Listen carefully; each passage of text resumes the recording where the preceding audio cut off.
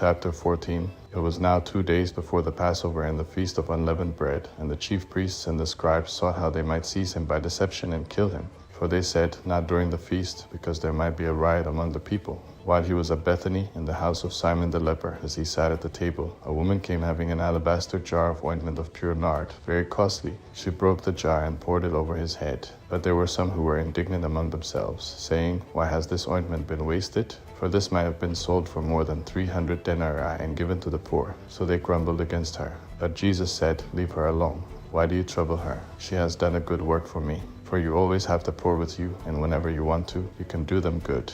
But you will not always have me. She has done what she could. She has anointed my body beforehand for the burying. Most certainly I tell you, wherever this good news may be preached throughout the whole world, that which this woman has done will also be spoken of for a memorial of her. Judas Iscariot, who was one of the 12, went away to the chief priests that he might deliver him to them. They, when they heard it, were glad and promised to give him money.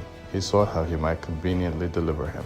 On the first day of unleavened bread, when they sacrificed the Passover, his disciples asked him, Where do you want us to go and prepare that you may eat the Passover? He sent 2 of his disciples and said to them, Go into the city, and there a man carrying a pitcher of water will meet you. Follow him, and wherever he enters in, tell the master of the house, The teacher says, Where is the guest room, where I may eat the Passover with my disciples? He will himself show you a large upper room furnished and ready. Get ready for us there. His disciples went out and came into the city and found things as he had said to them, and they prepared the Passover. When it was evening, he came with the 12. As they sat and were eating, Jesus said, Most certainly I tell you, one of you will betray me, he who eats with me. They began to be sorrowful and to ask him one by one, Surely not I. And another said, Surely not I. He answered them, It is one of the 12, he who dips with me in the dish. For the Son of Man goes as it is written about him, but woe to that man by whom the Son of Man is betrayed. It would be better for that man if he had not been born. As they were eating, Jesus took bread, and when he had blessed it, he broke it and gave to them, and said, Take, eat, this is my body. He took the cup, and when he had given thanks, he gave to them. They all drank of it. He said to them, This is my blood of the new covenant, which is poured out for many. Most certainly I tell you, I will no more drink of the fruit of the vine until that day when I drink it anew in God's kingdom. When they had sung a hymn, they went out to the Mount of Olives. Jesus said to them, All of you will be made to stumble because of me tonight, for it is written, I will strike the shepherd, and the sheep will be scattered. However, after I am raised up, I will go before you into Galilee. But Peter said to him, Although all will be offended, yet I will not. Jesus said to him, Most certainly I tell you that you today, even this night, before the rooster crows twice, you will deny me 3 times. But he spoke all the more, If I must die with you, I will not deny you. They all said the same thing. They came to a place which was named Gethsemane. He said to his disciples, Sit here while I pray. He took with him Peter, James, and John, and began to be greatly troubled and distressed. He said to them, My soul is exceedingly sorrowful, even to death. Stay here and watch. He went forward a little and fell on the ground and prayed that if it were possible, the hour might pass away from him. He said, Abba, Father, all things are possible to you. Please remove this cup from me. However, not what I desire, but what you desire. He came and found them sleeping and said to Peter, Simon, are you sleeping? Couldn't you watch 1 hour? Watch and pray that you may not enter into temptation.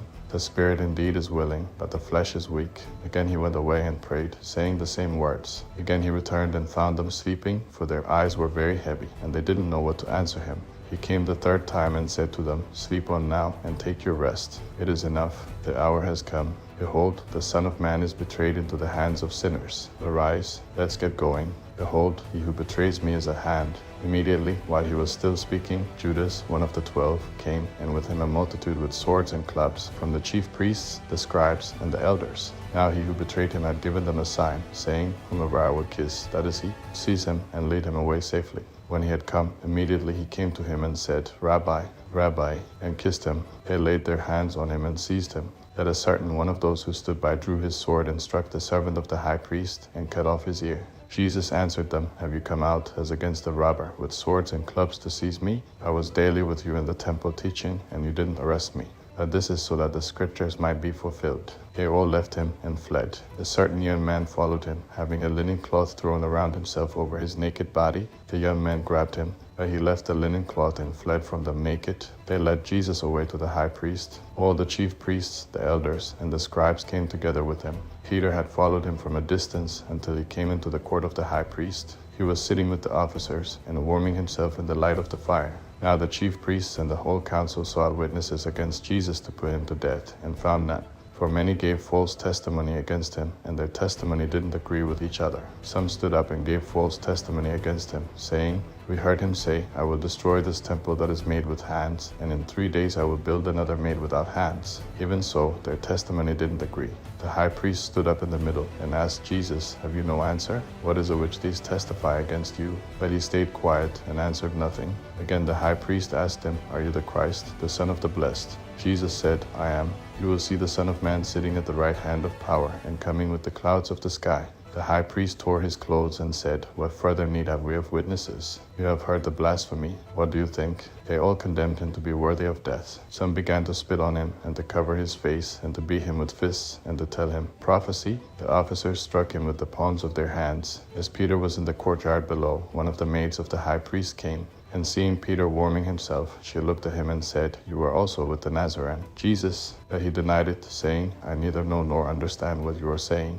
He went out on the porch, and the rooster crowed. The maid saw him and began again to tell those who stood by, 'This is one of them.' But he again denied it. After a little while again those who stood by said to Peter, 'You truly are one of them, for you are a Galilean, and your speech shows it.' But he began to curse and to swear, 'I don't know this man of whom you speak.' The rooster crowed the second time. Peter remembered the words that Jesus said to him, 'Before the rooster crows twice, you will deny me 3 times.' When he thought about that, he wept.